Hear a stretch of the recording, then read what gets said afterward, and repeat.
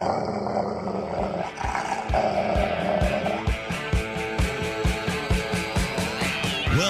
author, investment banker, consumer advocate, analyst, trader.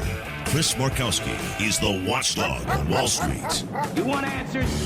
Exposing the lies and myths that the big brokerage firms, the mainstream press, and the government are pushing to keep Americans away from financial freedom.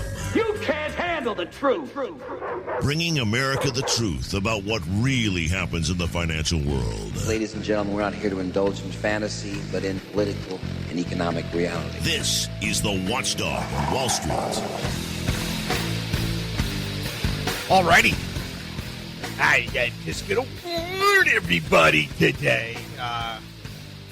We might be slightly on the irreverent side, but we're always a little on the irreverent side, aren't we? Welcome, everybody. Make no bones about it. We tell you like it is, and oftentimes, it can be a little bit uncomfortable, and that's the truth. Oftentimes can be uncomfortable. And go ahead, you can send me nasty messages via social media or emails, or leave nasty messages on my phone. But don't doubt me here. Don't doubt me. We use facts in our analysis, and hey, if you'd like to get into a civil debate, you can challenge me. Have at it. Have at it. Nah. It's so much easier retweeting other people's dumb stuff that makes no sense whatsoever, isn't it? Or sending out a nasty message. Anyway, I'm going to ask all of my listeners here. I know last week we took the China pledge. The China pledge about stop buying stuff from China. I'm going to ask my listeners, don't join a cult. What the hell is he talking about? No. Don't join the cult. The cult I'm talking about, and you may be a member already. And if you are a member, you got to leave this cult. The COVID cult. Are you a member of the COVID cult? Yeah, all of you people out there, you're not social distancing. Stay at home. It saves lives. Stay safe. Stay at home. Yeah. Right. Psychotherapist Dr. Hugh Wilburn did a piece, and he was highlighting the work of social psychologist Leon Festinger. Look it up if you don't believe me. And this is a study was done back in the 1950s, analyzing the beliefs of a UFO cult who believed that a flying saucer would rescue them from the apocalypse. Now, they were predicting all sorts of catastrophic stuff was going to happen, and it didn't. It didn't. But the funny thing is, as more and more of their ideas and theories and stuff that they threw up that they believed in didn't work out, the more they believed. Now, Festinger identified 5 conditions that needed to be met in order for the cult members to double down on their beliefs. First, there must be conviction. Second, there must be commitment to this conviction. Third, the conviction must be amenable to unequivocal disconfirmation. Such unequivocal disconfirmation must occur. Social support, we got that now, must be available subsequent to the disconfirmation. Sound at all familiar? The behavior of people today? The COVID cult members, the Brexit members, the climate change people. Oh, yeah, there's a prophecy out there. They made a prophecy, and all these people out there, they believe. They invest time. They go on social media, and they make stupid posts. And then when it fails, people get more into it. You know, the funny thing is, I've talked about this on the program when it comes to investing. People believe They spend time and research, or they've got lots of stock in one company that's an absolute piece of garbage, and they won't sell. There's some examples of this in my career as I'm on the phone morning, noon, and night talking to people who worked at Enron, trying to get them to sell their stock because the whole thing was falling apart, and they wouldn't do it.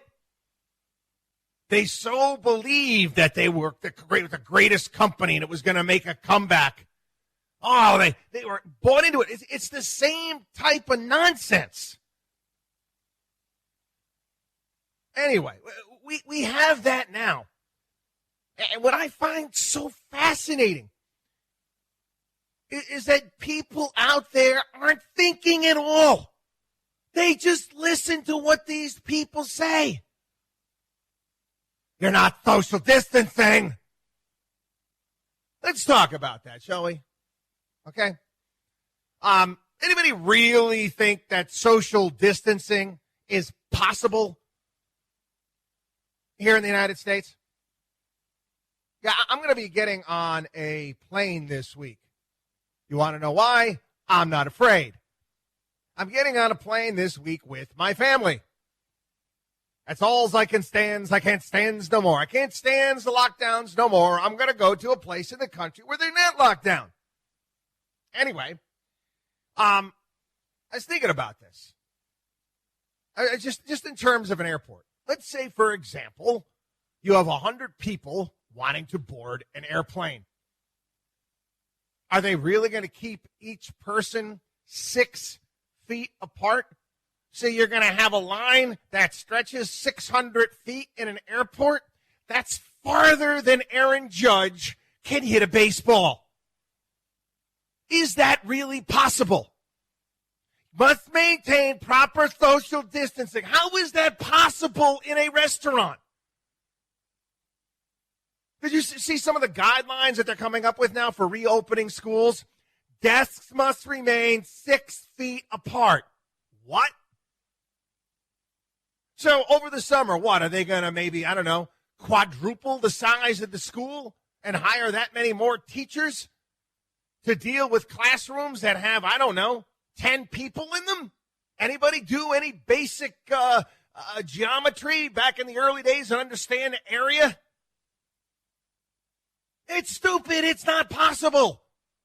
We cannot continue to maintain social distancing here in the United States. How in the world is that going to work on public transportation? It's dumb. It really is.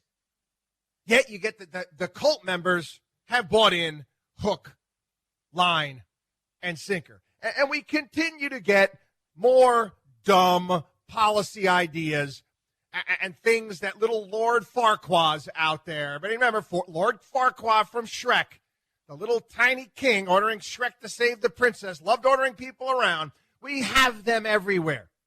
How many people have noticed really stupid, arbitrary rules that make no sense whatsoever? None. None. They just come up with stuff.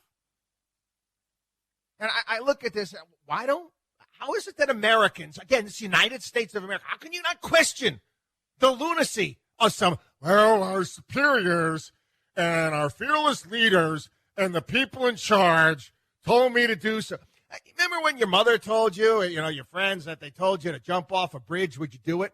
See, the funny thing is members of the COVID cult, if some of these people in charge told them to jump off a bridge, they do it. They would. They'd have no problem doing it. The reality is, there really isn't anything new about COVID-19.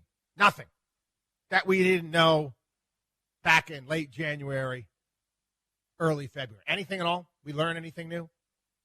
Well, one thing that they came today, again, the CDC, the almighty CDC, again, the ones that got the tests wrong, the ones that are consistently wrong, the ones that are putting out guidelines all the time that say just shut up because they never get it right. The CDC says, guess what? Now COVID doesn't survive very long on surfaces. for how long you had, again, all of the cult members out there spraying down everything in bleach and Lysol, people wiping down their Amazon packages. Oh, my God, I'm going to die. There is no justification for the lockdown. We were wrong. In the race for immunity, Sweden is winning. Sweden did things the right way. We didn't. And again, this is a bit of a shot at the president of the United States. Listen, I understand. I understand. Politically, if Donald Trump didn't shut the country down, the media would have thrown a hissy fit that we'd never seen before. There'd be impeachment proceedings again. Donald Trump wants to kill Americans. Conspiracy theories everywhere. He didn't lead on this one, but I don't think he could have, quite honestly. I don't know if it would be possible. I don't know if he we had done the Swede model here in the United States, I don't think Donald Trump would be president right now. That's just the way the world is. I understand the terrain as it is. And I understand this is why Donald Trump is pushing to reopen the country as quickly as he can, because he knows it was wrong. You look at the data. You look at the people that have died. You look at their ages. You look at the amount of people that died in nursing homes, which is another story of just government incompetence. How do you listen to guys like Cuomo and other governors? Hey, yeah, we'll send people, elderly people with COVID into nursing homes. I wouldn't allow Cuomo to cut my lawn. He's so stupid. Now, that's a bad analogy because people who cut lawn, they could be smart people too. Bad way of putting it. But no, I wouldn't allow him to do much of anything if you're that dumb. There's realities out there, people, that we're not talking about. We're not putting it into perspective. The media doesn't want to put this into perspective. They want the lockdown.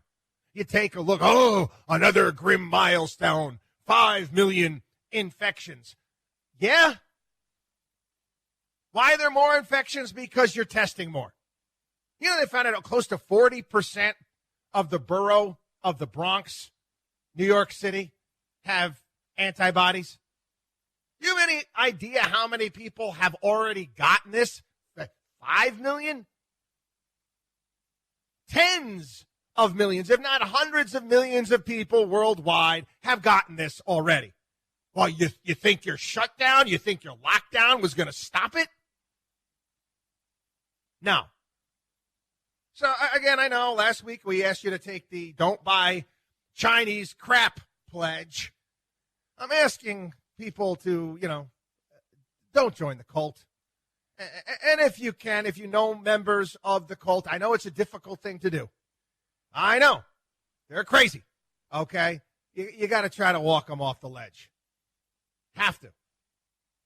Anyway. And actually, you know what? We're going to take a break. We're going to get back. I'm going to give you my Ron Burgundy, Veronica Corningstone, Anchorman. Okay? Scene from Anchorman.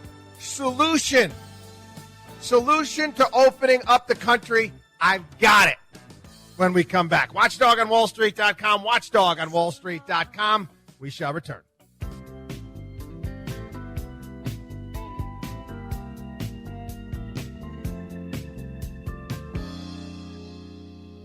The only man who is taking on the Wall Street establishment.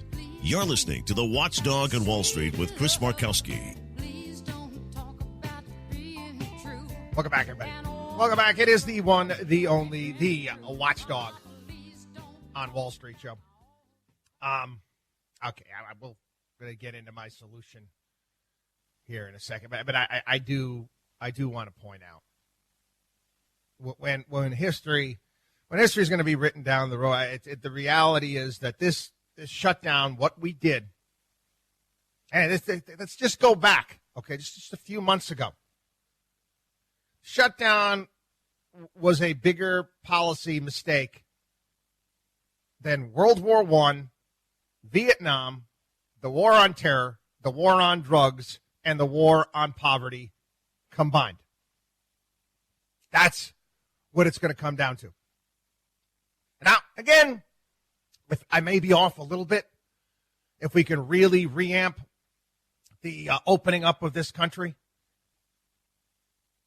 But when you actually look at the data, when you actually take a look at the numbers, you can't argue with it. If you're a member of the cult, I get it. And listen, by no means whatsoever am I saying that this isn't a deadly virus. It is.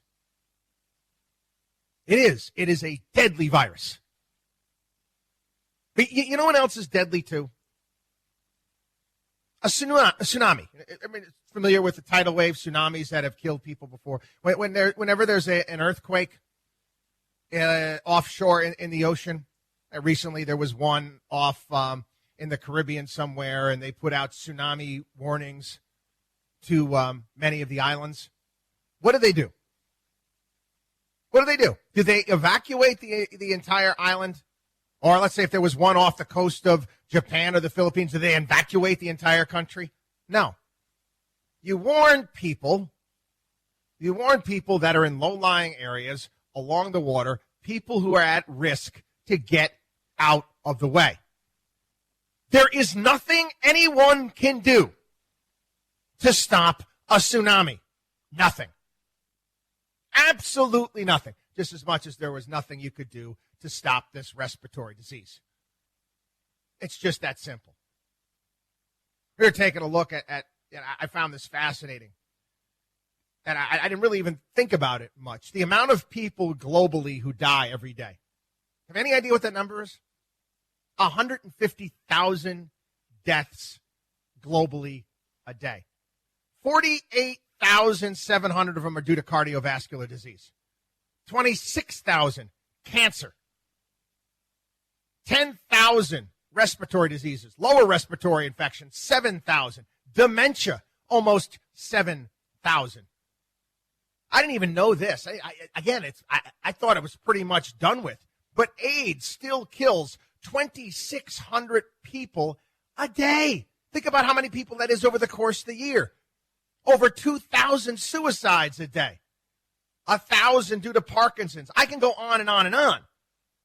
Now, at the peak of COVID, it was a lot. 7,500 people dying a day. It was a lot. I get that. But the reality is we can't really do anything about it except be smart and to look out for people that are at risk, which is what we knew from day one. From day one. And all of the people that got on that, myself, Aaron Ginn, tons of epidemiologists, other scientists saying this is not making any sense. We were shamed. We were deemed dangerous, censored on various different forums. Finally, you got doctors coming out of the woodwork signing on to various different statements saying, do you understand what this lockdown is going to do? How many people this lockdown is going to kill? Who's been telling you that for months now? Well, I've got the solution here. And again, there was a scene, and you know how I love the movie Anchorman, where Ron Burgundy and Veronica Corningstone, they didn't agree on something. Well, Ron Burgundy claimed that the city San Diego was named after a certain part of a whale's anatomy, a female whale's anatomy, if you know what I mean. He was insistent on a fact that's what San Diego meant. And Veronica Corningstone was, no, that's not what it means. And Ron goes, agree to disagree. So, again, if you got the cult members out there, and I got it difficult to turn them. Difficult to get people out of the cult. I get that. I almost think that we should have an open up the country program, an agree to disagree program, where if you are scared, you don't want your kids to go back to school, you want to keep them safe, stay home, keep safe, hashtag. Well, then fine, you can. You can do that. You can keep your kids at home. Your kids can do distance learning. But for everybody else, that wants to get out and about. We can agree to disagree, and we can have two camps. Is it that hard? I think this is a great idea. The agree to disagree. Let's open up the United States program. You want to stay at home. You don't want to open your business. God bless. You can do whatever you want to do. For everybody else, yeah, there's this thing called the United States Constitution. And guess what? We want to live our lives. How about it? WatchdogOnWallStreet.com. WatchdogOnWallStreet.com. Our newsletter, consultations with our certified financial planners. All sorts of great stuff. WatchdogOnWallStreet.com. We'll be back. You're listening to the Watchdog on Wall Street.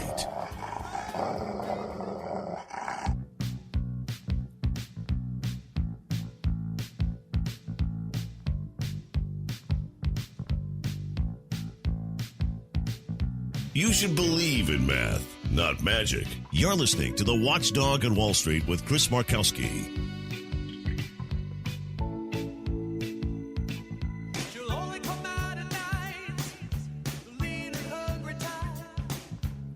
We got to get back to some normalcy, if to some degree, here on the Watchdog on Wall Street.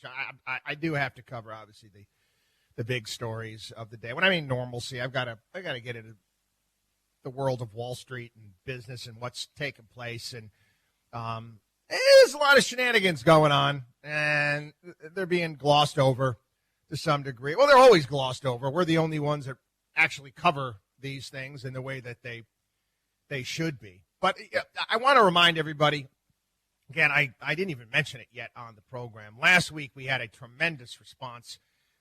People out there concerned about looking for growth in their portfolio. They want growth, but they don't want to put their assets at risk. And we all know how difficult that is. And I've explained how difficult that's been for us at the Watchdog on Wall Street show, Markowski Investments, going back to Alan Greenspan. And you take a look at interest rates, safe interest rates, and you're, for all intents and purposes, you're losing money. And I'll get into that a little bit because, again, people ask me all the time, who's buying this stuff? Who's buying all these? Well, I'll get into that a little bit later. But we also have a little kit and a video that we put together. It's up on our website at watchdogonwallstreet.com, where we kind of, we show you what we've been doing in regards to protecting people's assets and how we go about putting together. In essence, it's a hedge to some degree. You limit your upside, but you also protect your downside. Again, it's just the way the world works and how we go about doing this. So take advantage. You can all look at the video, get the kits, and along with all the other stuff that we've got there at our website at watchdogonwallstreet.com. I want to get into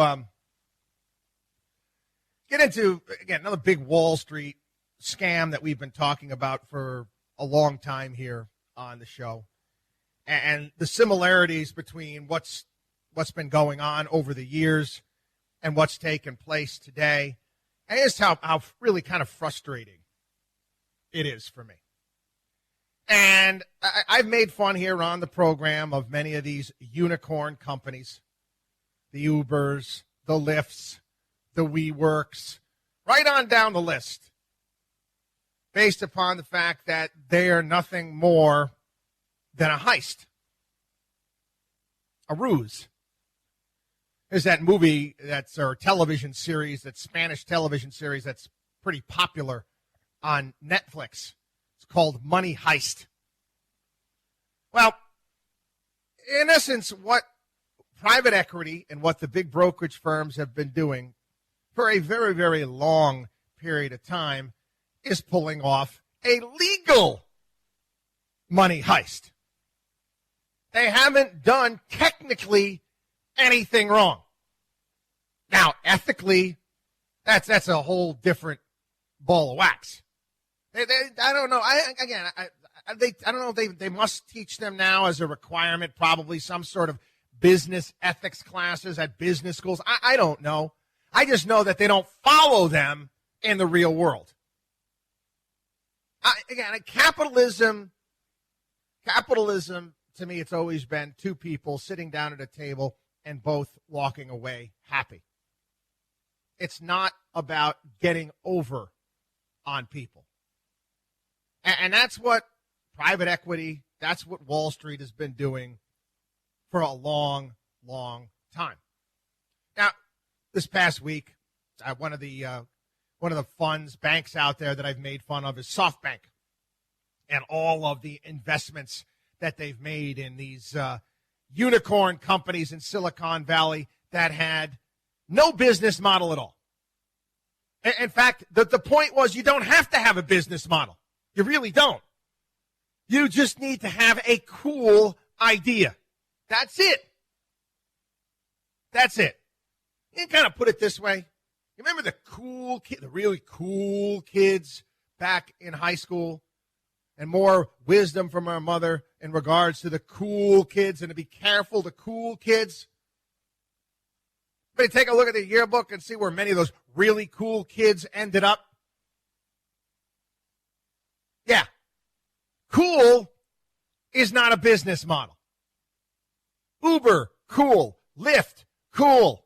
Ooh, wow, look at that. WeWork, cool. Not a business model. But easy to sell. Very attractive to investors. Now, what does this all mean, and how is this a heist? Well, you know what? We'll take a break, and we'll delve into that. Watchdog on WallStreet.com. Watchdog on WallStreet.com. Our newsletter, consultations with our certified financial planners, our growth without risk kit, video, all that stuff up there at the website, Watchdog on WallStreet.com. We shall return.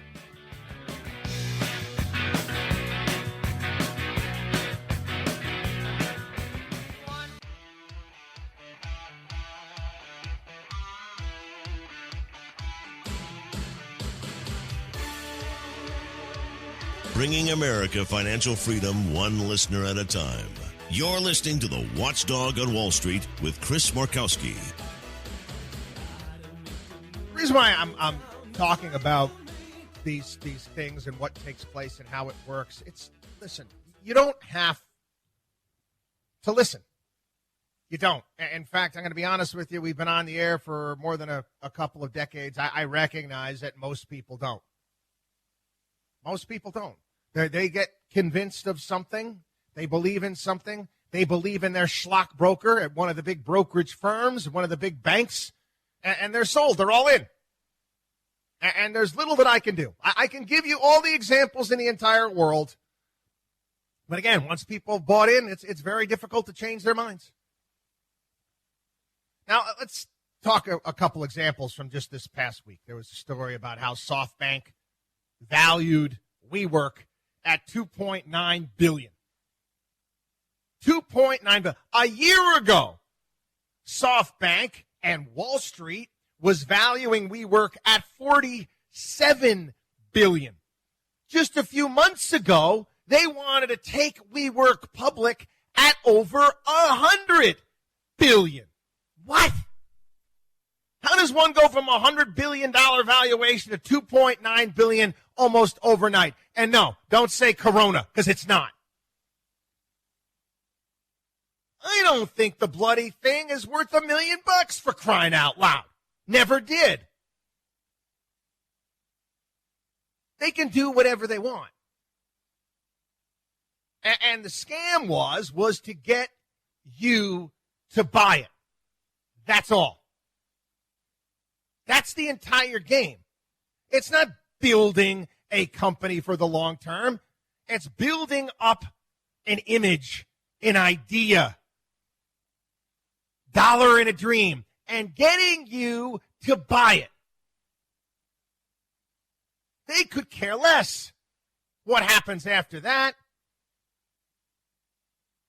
We've explained this here on the program, how Wall Street has figured out how to ladder companies up with insiders, wealthy people, get them all in, private equity clients, the people that have the big bucks at these firms, get them in to all of these garbage companies at a lower price, and then convince the general public to buy it when it goes public. Now, back during the dot-com run-up, the companies went public much earlier.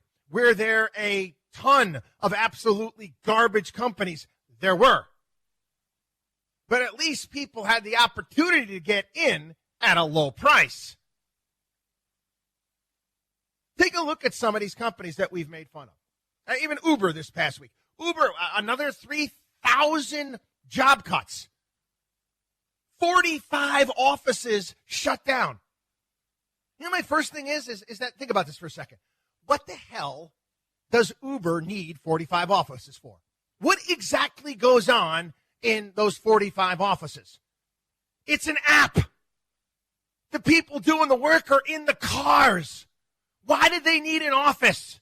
Maybe one to hold some computer servers.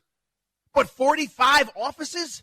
3,000 employees. I think 5,000 they've laid off in total. Doing what?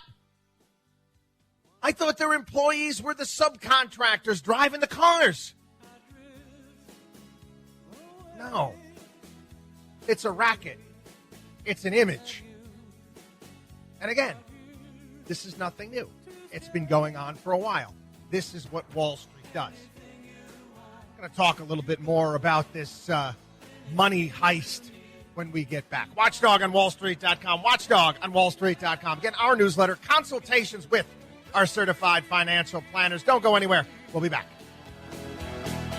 Chris Markowski is the Watchdog on Wall Street.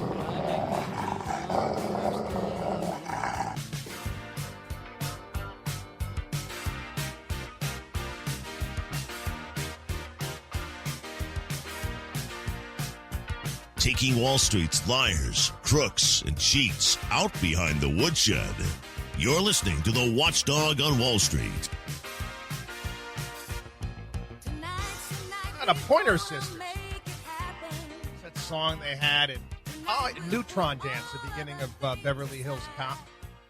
That was great. Anyway, welcome back. It is the Watchdog on Wall Street. Always honored to have you tuned into the program. Again, people, this is I'm just telling you the way Wall Street operates and the way it works. And it doesn't have to be this way. It doesn't. But it is, for lack of it is what it is. What am I supposed to say? No one's going to do anything about it. We've talked here on the program. We've pushed for the breakup of the big banks, getting back to a little bit of sanity and purity, getting rid of too big to fail. But hey, I don't see that happening anytime soon. So you need to understand the terrain. You need to understand who you're doing business with. This past week, you had Jamie Dimon come out. You know what happens when big-time CEOs come out and they make these almost socialist-type statements? How we need to, this coronavirus is a wake-up call for a more inclusive economy. These are people that are billionaires, okay? These are executives that are billionaires or people that are worth hundreds and hundreds of millions of dollars. More often than not because they created anything, but basically because they run a company that someone else built. Now, I got a lot of respect for Jamie Dimon. I do. He's a smart CEO. There's no doubt about it. No doubt about it. But a billionaire? Come on now. Come on. Give me a break. He's saying this, again, and again, the left-wingers out there, they hear this and are like, oh, my God.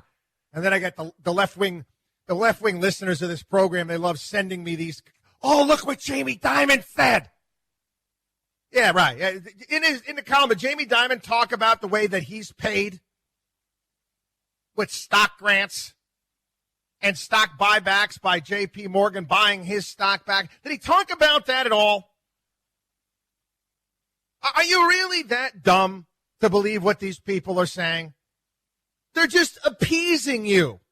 Use your head. Be a critical thinker. What, you think that these executives are going to vote themselves or change the economy so they're making less?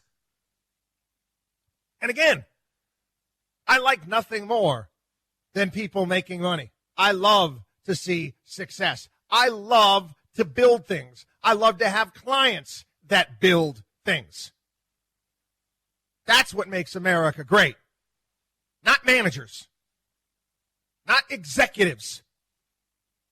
People who build and create businesses. I remind everybody, the job engine, the engine of job growth here in the United States are small businesses. That's a fact. Now, what Wall Street used to do is they used to bring companies and get them financing and allow companies to grow for the long term. Let me pull a company out of the hat. Let's talk about Home Depot.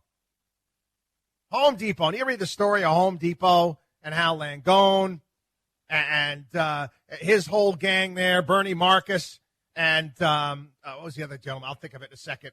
Arthur, from owns the Falcons now. That whole gang, what they did and how difficult it was. They got money to build up Home Depot. They weren't looking to sell Home Depot and flip out of the stock and make themselves a ton of money when everybody lost. No. They wanted to build something for the long term. Take a look at all the people that they employ. You know what ticks me off? And I know a lot of people listening, they might be fans of this guy because he's a celebrity now. He's a celebrity capitalist, right? Celebrity capitalist. He goes on all the time, all the television shows. He's on Shark Tank. Mark Cuban. Do you have any idea how Mark Cuban made his fortune, which allowed him to diversify and buy into all these other companies? It was a heist. It was a money heist. He had a garbage.com company back in the 90s called radio.com that he sold for a fortune. The company was garbage. The company was garbage. I think he sold it to Yahoo back in the day. And that's where he got his money, and then he got involved into legitimate businesses. Kind of like being almost like a mobster. You pull off a heist, and then you say, you know what, I'm going legit now. But all of these scams are taking place today. And it's all tied in to politicians, big business. What is the one thing we've been hammering here on the program for years, talking about the watchdog on Wall Street, axis of evil, big business, politicians, and the media working hand in hand to further their own needs? All of these big banks out there, these big companies, they're running advertisements now, these soft and cuddly advertisements, want to throw a brick at my television. They're stay at home, stay safe crap. They don't care about you. You're just part of the scam. They want to use you, just like they did back in the 1990s. We got to find a dupe.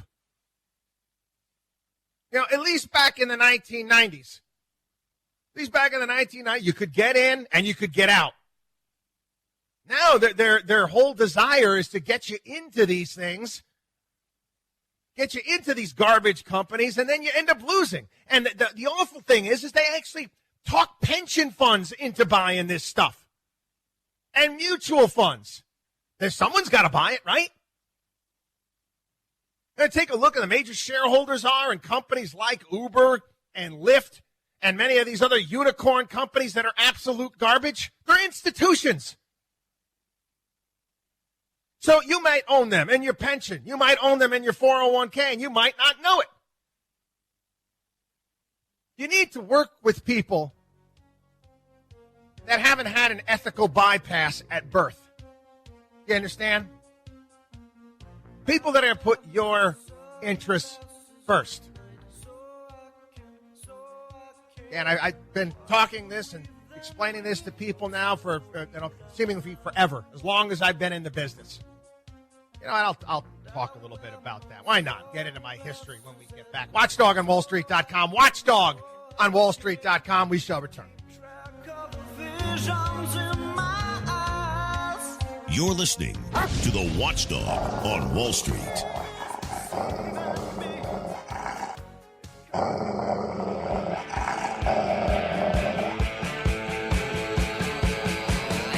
Well-known author, investment banker, consumer advocate, analyst, trader. Chris Markowski is the Watchdog on Wall Street. You want answers? Exposing the lies and myths that the big brokerage firms, the mainstream press, and the government are pushing to keep Americans away from financial freedom. You can't handle the truth. Bringing America the truth about what really happens in the financial world. Ladies and gentlemen, we're not here to indulge in fantasy, but in political and economic reality. This is the Watchdog on Wall Street. Howdy, welcome back, everyone. It is your Watchdog on Wall Street. Again, I want to remind everybody again, many people are again, very skittish, and I get it. I understand it. I'm trying to explain to people what we do to protect people's assets, some of the tools that we use. Also, as we always have, free consultations with our certified financial planners. And I want to remind everybody, we don't show anyone the door. Unless, of course, you're a jerk. We don't do business with jerks. We make it a policy just not to. Just not to do it. There's no velvet rope outside our firm. We don't have minimums. We don't. We don't have minimums. You understand that, talking about, you know what a jerk is? Is you get an email from somebody, some fuddy-duddy out there. I was thinking about doing business with you guys and listen to your show, but I found out you don't have any minimums. This is a guy that wants his butt kissed all the time. No, we help everyone. We have clients all over the country. I know where I came from. I haven't forgotten all of the jobs that I've had over the course of my lifetime. And we're not going to show a single mom looking to put money away for her kids for college. We're not going to show her the door and send her to some garbage advisor somewhere or to some online platform that's some sort of scam. I can't do that in good conscience. Again, we didn't have an ethical bypass at birth. But also, if you think that I'm going to be able to go golfing with you 4 times a year or take you out to some steak dinner 4 times a year, you're wrong too. We just don't have the time. There's only so many hours in the day. I got 3 teenage kids. And as much as I'd like to, I just can't do it. It's not what we do. We manage your finances. We are very, very important. But we're not taking you out to dinner 4 times a year. It's not who we are. Okay? I don't cruise country clubs and golf courses looking for clients. I don't have the time. I don't have the time. My staff doesn't have the time. We're too busy doing what we should be doing. Anyway, I'll get into this. As I mentioned it last hour, we're talking about problems on Wall Street and the ripoffs and the scams and what takes place. I used to work inside the asylum. Wrote a column entitled Inside the Asylum some 15, 16 years. I can't remember the exact year. And I've done many things, from writing analyst reports, doing analytical work, to investment banking. And one of the things that I learned doing investment banking and having clients and a book of business in that world is that I didn't work for my clients. Well, I did, but my bosses didn't want me to. They didn't want me to. It was the firm first. You need to understand that, people, okay? If you have an account at any bank, any big brokerage firm, you're lower on the totem pole when it comes to concerns. You think, I mentioned Jamie Dimon. You think Jamie Dimon makes his bonus and gets his stock bonuses based upon the stock price. Based upon the stock price, based upon earnings. Meaning you are a casualty if need be. You're a casualty. They have many areas of business. And if they need to sacrifice you for the greater good of the firm, which is their bottom line and their bonuses, guess what? They're going to do it. classic example of this that we presented here on the program, going back to the 1990s, is when Morgan Stanley decided to buy Dean Witter. Morgan Stanley is a super waspy firm. Okay? You'll find their advisors and brokers trolling the country clubs and the golf clubs looking for clients, kissing as much buttocks as they can. And yes, they'll probably send you a nice umbrella and take you out to dinner a few times a year if you have enough money with them. Anyway, Morgan Stanley, and it's very waspy, very white shoe. Why in the world would they buy Dean Witter? Dean Witter was a brokerage firm for the masses. If you recall back in the day, back when people actually went to Sears, they would have their offices inside of Sears. You can remember that. Well, the reason why Morgan Stanley bought Dean Witter was to sacrifice them for their greater good, which was profits. They needed suckers. Yeah, suckers. The clients of Dean Witter to buy the stocks from .com companies from the big clients at Morgan Stanley. You were going to become the dupe, the greater fool. Do you want to be, at some point in time, do you want to be known as the greater fool? The idiots, the pikers out there? Because you do know, in all of the emails that they uncovered between all of these analysts at these big brokerage firms that they continue to find, that's what they call you. You're a mark. That's all. You're a mark.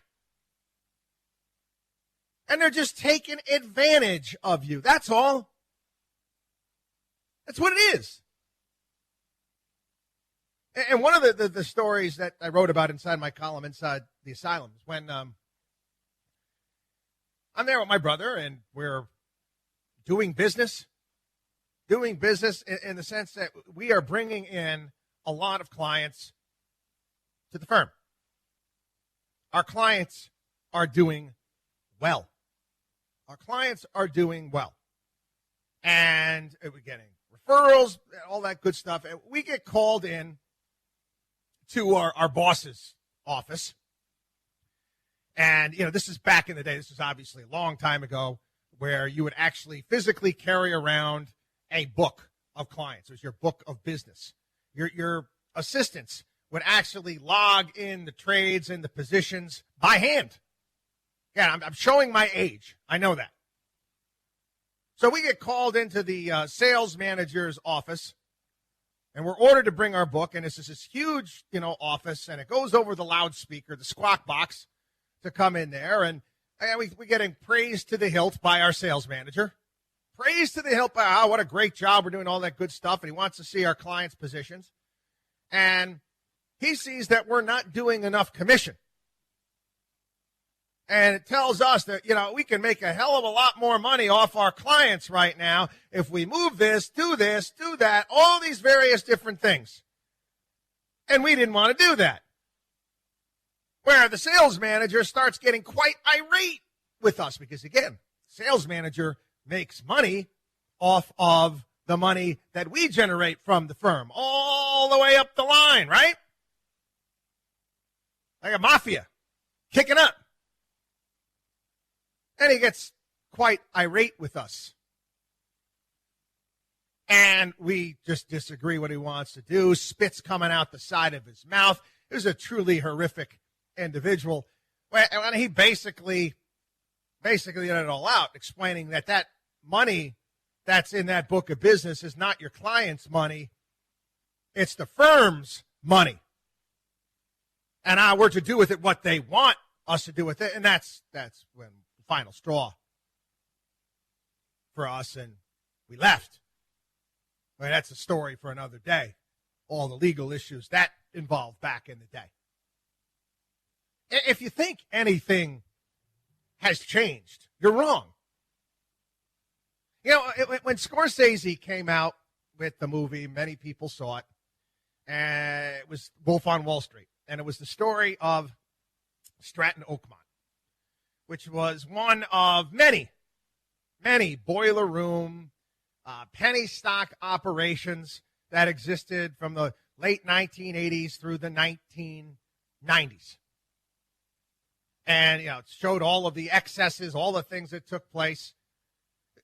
Was there really anything different from what they did at those penny stock firms? The Stratton, the Oakmonts of the world, anything different than what they do than what the big brokerage firms do? The only difference is size and scale and scope. They were taking public garbage companies and getting people to buy into it. Almost like gambling to some degree. And it was wrong because they knew that the companies were garbage. I'm working at a company, and they, bigger firm, and they want us to put our clients into garbage companies, and we refuse to do so. Like, you don't think that all of those companies going public at Morgan Stanley and Goldman Sachs and J.P. Morgan, all that stuff going back in the 1990s, the dot-coms, you don't think that they knew that they were garbage? Huh? Anybody with half a brain, you could just take a look at the business plan and recognize it was garbage. Just as much as I can take a look at the business plans of these unicorn companies today and recognize that they are garbage. You don't have to do business with people that have had an ethical bypass at birth.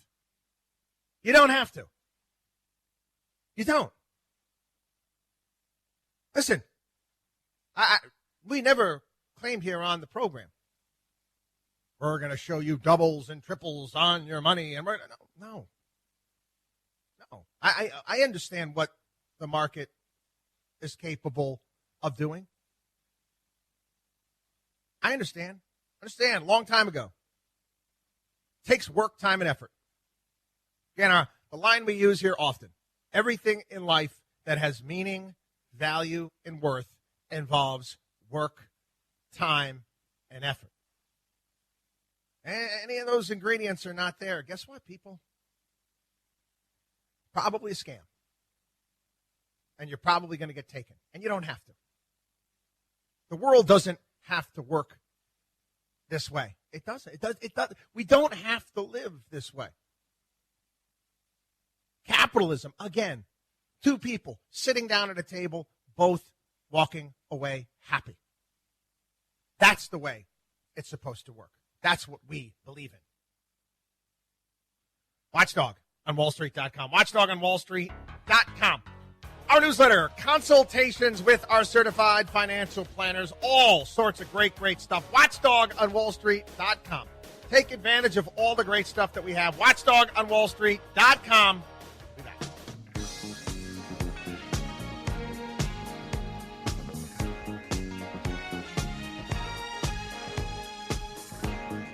This is the Watchdog on Wall Street.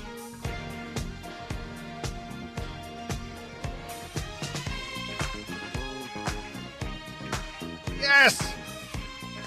Welcome back, everybody. I hope everybody is enjoying themselves here on this Memorial Day weekend. I always ask on Memorial Day weekend to kind of remind your kids, your grandkids, what the weekend is all about. Again, this traditionally is one of my favorite weekends of the year. It is. It's kind of a bit of a kickoff to summer, but it's not just that. My everybody knows I'm a big lacrosse guy. My favorite sporting event of the year traditionally takes place Memorial Day weekend, the Final Four for lacrosse, and it's a great event to go to, and so I can't. I'm just sad. It's just sad to see what's taking place. But anyway, I got to talk a little bit about money. I do. Had some great conversations. Again, where I live right now, no, I'm not sheltering in place, going over to people's houses, having people over to our house. I don't know.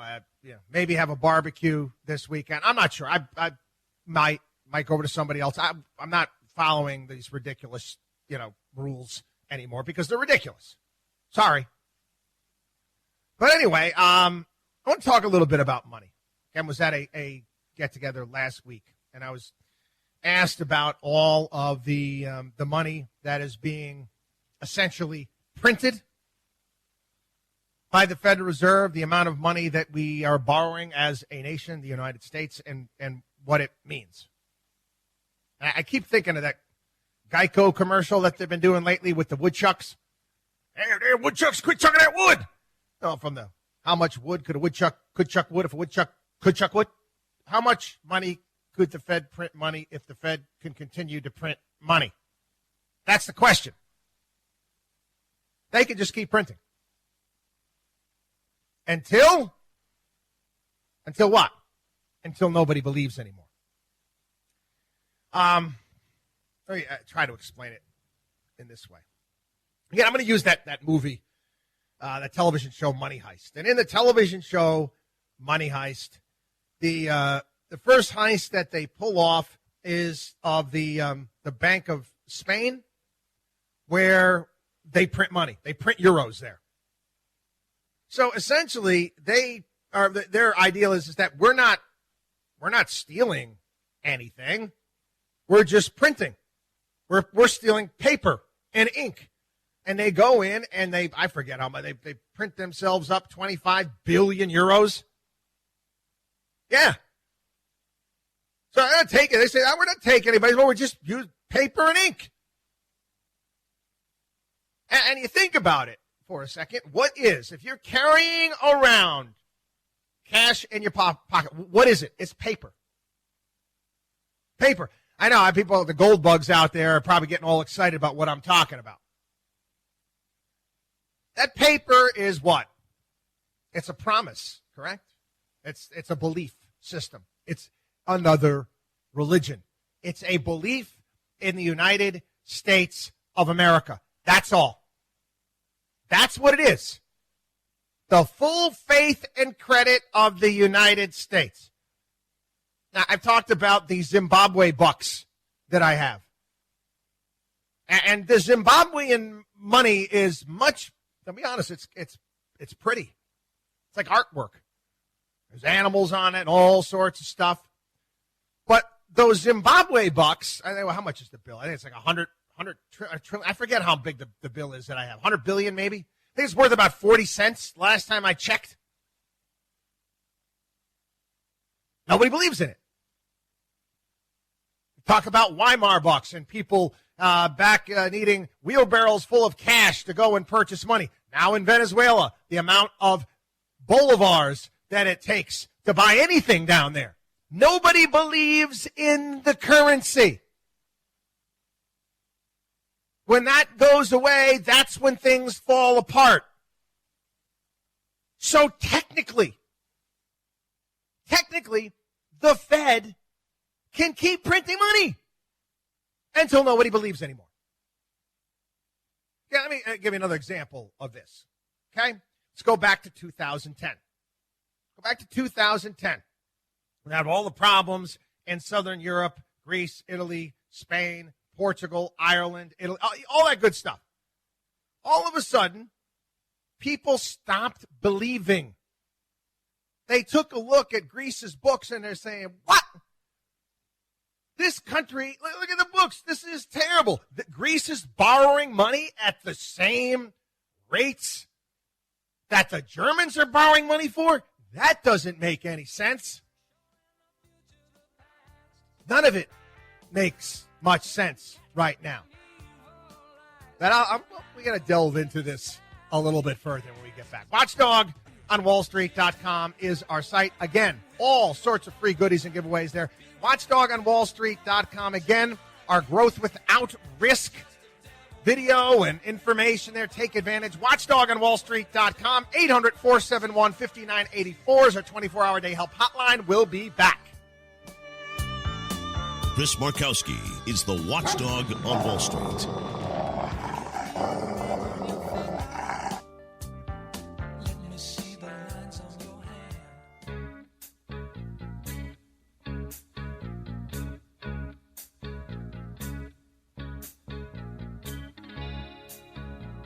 The only man who is taking on the Wall Street establishment. You're listening to the Watchdog on Wall Street with Chris Markowski. I was doing a guest appearance on a radio show this past week, and the topic of debt and money and all that good stuff came up on the program, and the host miscalculated and said, well, somebody came up and told me that, I don't understand why the Fed, all this money that they're printing and checks that they're giving out there, why not just give everybody in the country $1 million and it'll be $350 $1 million. And I'm like, whoa. There's 350 million people in the country, or 330, whatever it may be. And you're going to give each of them $1 million? You want to recheck the math there? Yeah, it was the same mistake that I think Brian Williams made on NBC several months ago. It's ridiculous. But technically, they could. I made fun of this years ago on the program, saying, the Fed's got to come up with some sort of app, some sort of Federal Reserve app where you could just, print your own money at home, save time. The problem is if they did that, the belief in our currency would go away right away. Completely. Because that's just ridiculous. We're doing things right now, and we're being sold that it's not ridiculous. The Globe has been selling for a while that negative interest rates are not ridiculous. We are, and again, this is not politically correct, sorry, for lack of a better phrase, the tallest midget in the room. We are. The Globe has had negative interest rates. There's been trillions, up to $15 trillion in negative interest rate sovereign debt floating around for a while now. Think about that. Think about the absurdity of you giving your money to a bank and having to you pay the bank to hold on to your money. It doesn't make any sense, does it? Or are you going out to borrow money and people paying you to borrow money? It's ridiculous. Is it not also ridiculous that what's a 30-year yield right now? 1.6%. You want to lend money to the federal government at 1.6% for 30 years? Not me. So you ask the question, who's buying all this debt? Well, again, it's part of the racket. Institutions that have to buy it, they don't have any choice. The money's got to go into something, right? Pension funds, you name it, insurance companies, annuity companies, they don't have much of a choice, do they? So there's a market for it, and it is a bit of a racket. But again, it's all based upon belief. Another way, I'm trying to get, this is a difficult thing for people to get their arms around. I saw this past week that 1970s and 1980s baseball cards, for some reason, are becoming popular again. Now, I've got a large box of baseball cards in a closet somewhere here in my house. And a lot of them from the 70s and 80s when I was younger. I was like, maybe I'll go take a look at them and see what's there. I'm curious to see what baseball cards are worth. But what is a baseball card? It's a picture of a player with the stats on the back. And I get some of them, as you get older, they become a little bit more rare. They're harder to get a hold of. And somebody puts a value on them. But yet you still have to find a buyer for that card, right? There's a belief system in it. People have believed in a lot of crazy things. Everybody remember Beanie Babies? People actually invested money in Beanie Babies. I'm not kidding. You can go to Google. There was a Beanie Baby investment book giving you ideas and guides to how to invest in Beanie Babies. People believed in it. So understand, people, it's just paper. That's all it is. It's paper and a belief system. That's all. And people are like, well, you got to have it backed by gold. Okay. Well, I'll see your argument there. Why gold? I always wonder, why gold? I own one thing. I got the cross that I wear that my wife bought me when we were dating. The one thing that I own that is gold. And I obviously there's some industrial uses for gold. It's in some of your electronic devices. Why gold? Why not? I don't know. Why not petroleum? Why not frozen concentrated orange juice from Duke and Duke? Why not some other commodity? Because I can think of many other commodities out there that are a hell of a lot more useful than gold. Am I wrong? It's just a belief system. That's all. And I've explained this. The word credit, credere, Latin, to believe. Yes, technically, the Fed can keep printing money until nobody believes anymore. Then it gets ugly. Watchdog on WallStreet.com. Watchdog on WallStreet.com. Our newsletter, consultations with our certified financial planners. All sorts of great stuff there at the site. Watchdog on WallStreet.com. We'll be back. Someone told me long ago.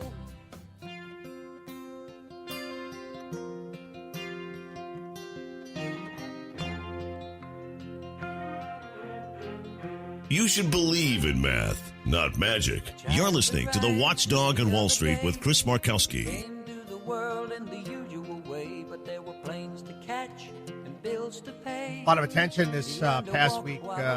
News stories out there talking about Powell and Mnuchin and the various different things that they need to do. The perils of the economy, all of their plans. All of the things that we need to do. Do we need another bailout? Do we need another handout? Do we need this? What should be done? And I'm exhausted with it all. And I keep thinking of Humpty Dumpty and all the king's horses and all the king's men couldn't put Humpty together again. And I'm here to tell you, all the king's horses and all the king's men can't put our country's economy back together again. Let me try to explain it this way. You're in a room, and it's a brightly lit room, and in that room, people are mulling about, just say conducting business, the biggest busy office. And all of a sudden, somebody turns off the lights, and it's pitch black. What do we do? What do we do? So all the people know we got to conduct business. We got things we got to do. What are we going to do? How do we fix it? And all the people coming up with all these different ideas and how they can go about doing things in the dark and all this stuff. And we got to come up with this policy, the darkness policy, all this stuff. When all you need to do is to turn the damn light switch back on. That's it. Real simple here, people. It's just not rocket science, okay? Turn the switch back on. Open the country. That's it. That's it. We were fine. We were better than fine. We were kicking ass not too long ago. And we shut the lights off.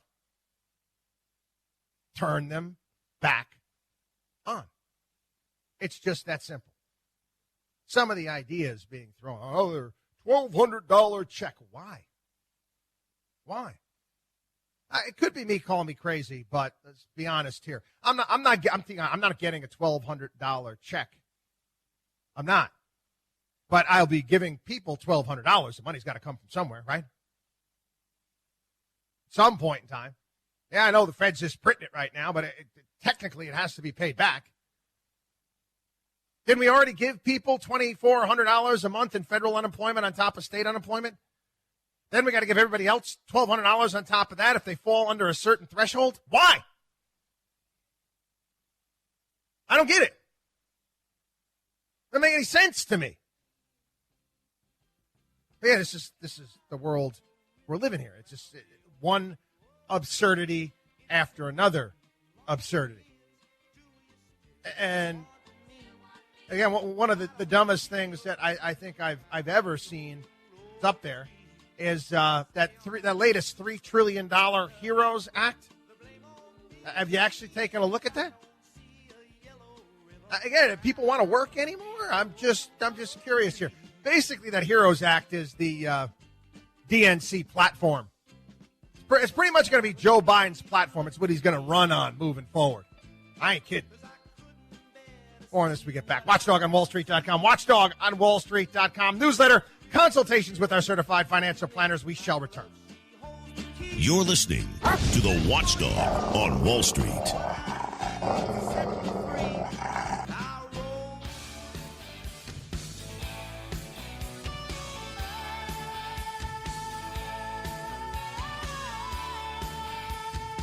Bringing America financial freedom one listener at a time. You're listening to the Watchdog on Wall Street with Chris Markowski. Yeah, I made the mistake this week. Of actually going to the New York Times opinion page, and I read Paul Krugman's column. You understand, when you have people like him and other idiots out there, they write things, they put things out there that are just so stupid, that are just beyond the pale, just dumb. Dumb as a box of rocks, dumb. It actually, and it does it to me. I actually feel pain. I feel pain. The things that he was saying in his column were so patently absurd and just lying on purpose. Basically, I'll kind of make a long stupid op-ed short. He says the only way we're going to save the country is to keep people at home and keep cutting people checks. That's what's going to make America great, according to Paul Krugman. Anyway, that's pretty much the platform right now. It is. It is that $3 trillion bill that Pelosi passed a Friday ago, and it was pretty narrow, quite honestly. Actually had Democrats vote against it. It's just handouts and giveaways. It's pretty much helicopter money. Just print $3 trillion, and we're just going to hand it out. They like this right now. They think this is great. This is what they're going to continue to do. And this is what they're going to run on. Make no bones about it. And again, we haven't done a lot of politics here on the program. And my listeners know I'm a conservative guy, but an equal opportunity basher. Again, beginning of the program, I said it. The lockdown, what Trump did was wrong. Politically, I didn't think he had much of a choice, but it was wrong.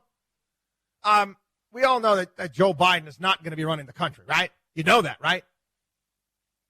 Joe Biden wins this fall. Nancy Pelosi is the president. If Joe Biden wins, one will assume that Nancy Pelosi will continue to be Speaker of the House. Nancy Pelosi will be the de facto president of the United States if Joe Biden wins. Joe Biden's job is going to be just the name on the package. Very similar to the movie Boomerang with Lady Eloise. Just going to sit there, just going to rubber stamp stuff. That's all. They're not even going to give Joe a pen. They may just give him a rubber stamp. He can just stamp off everything that Nancy wants. And you know I'm right. Anyway, 68% of unemployed workers in the United States are eligible for government payments. That's right, unemployment. And these are people that also got stimulus checks and also getting state unemployment and also can sign up for now, they can sign up for food stamps. 68% of unemployed workers in the United States are eligible for payments that are greater than their lost earnings. Why am I going to go back to work? Why am I going to go back to work? This past week, Steve Mnuchin said, well, we're going to do something about that. People who are offered their jobs back, we're going to take away their federal unemployment. Right, sure you are. How are you going to go about doing that? That's just Steve Mnuchin just saying stuff. How are you going to go about doing that? You got any system in place to make that happen? You think, what's the boss going to do? Call up the government and tell on one of his workers, so-and-so won't come back to work. Take away their federal unemployment. Oh, that'll be great. That'll be great in the workplace. Let's get somebody that just got, hey, you're forcing me back to work. I was making more money, sitting on my couch, earning Netflix. Now I'm just going to steal from you when you're not looking. I mean, how stupid can these government officials be? Can you actually think these things through? We told you from the beginning, this is a bad idea. This is a bad idea. Paying people $2,400 a month on top of their state unemployment is not a good idea. And by the way, the Democrats just want to extend that into January. You lost your mind? Anyway, we're talking this past week. There's some back and forth in regards to the payroll protection plan. Listen, we called it here on the program. Many issues with this program. I give it a C to C plus grade. I do. Right now, they're talking about making some changes to the program. Maybe extending the time where people have to pay it back. And we said here on the program, not all businesses are going to be able to hire back their workers. Not to mention, how are they going to hire back their workers if they're making more on unemployment? It was dumb. You want to put out forgivable loans out there? Okay, let these businesses stay afloat by paying their bills that they have to pay. The essential bills, right? You only allow essential workers, right? How about their essential bills, their utilities, their rent? How many people I talked to this week that are just not coming back? That's it. They're closing up shop. It's over. It's over. People spent decades building up their business. Can't do it anymore. Chris, they're telling me, I can't do it anymore. I can't start over. I can't rebuild this thing again. I can't do it. I don't have the energy. That's it. Declaring bankruptcy. You know how many times I've had that conversation? Huh? You turned off the light. And again, get much help? Look at some of these plans. I know. My name is Bill de Blasio. I'm mayor of New York. Let's just allow restaurants to open up at 25%. 25%? Well, I got an idea, Bill. Why don't you tell these business owners, these restaurant owners, to just take money and flush it down the toilet? Because they're not going to make money at 25%. Watchdog on WallStreet.com. Watchdog on WallStreet.com. We'll be back. Chris Markowski is the Watchdog on Wall Street.